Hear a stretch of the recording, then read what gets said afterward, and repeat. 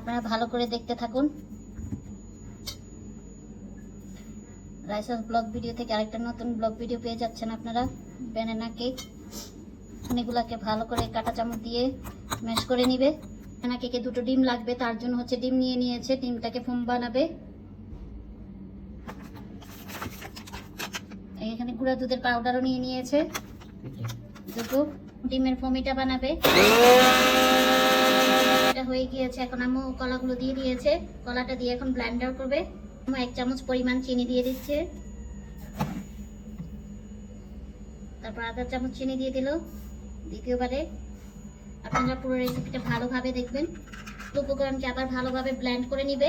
এই তো বিস্কুটের গুঁড়োগুলো আম্মু এখন একটু চেলে নিবে, কারণ চেলে নিলে ভালো হয় আর গুঁড়ো গুঁড়ো ভাবটা থাকে না, কেকটাও খেতে সফট লাগবে। এক এক করে সব বেকিং পাউডার দিয়ে দিচ্ছে 1 চামচ পরিমাণ, আর এখন হচ্ছে বেকিং সোডা দিয়ে দিচ্ছে। এটাকে একটু চেলে নিবে। আপনারা যথাসাধ্য চেষ্টা করবেন যে সবগুলো উপকরণ একটু ভালোভাবে চালা যায়। এই সবগুলো উপকরণ একসাথে মিক্স করে নিচ্ছে। 1 কাপের মতো রান্নার সয়াবিন তেল দিয়ে দিচ্ছে। ব্লেন্ড করে নিয়েছে, সেগুলো এখন একটা স্ট্রেনারে নিয়ে নিবে, নিয়ে চেলে দিবে। এখন ঢেলে নিবে একটা স্ট্রেনারে।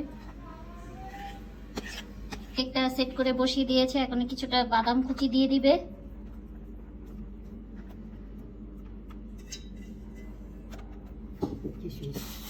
আর এখন কিশমিশ দিয়ে দিবে। আপনারা যে যার ইচ্ছা মতো এটাকে সাজাতে পারেন। এটার জন্য এখন এটাকে ঢাকনা দিয়ে ভালোভাবে ঢেকে দিবে। দিলে হয়ে যাওয়ার পর তারপর আপনাদের সাথে শেয়ার করব। এই তো ব্যানানা কেকটা হয়ে গিয়েছে, আপনারা আপনাদের মন মতো কেটে নিতে পারবেন। আম্মু এখন আপনাদেরকে কেটে দেখাবে।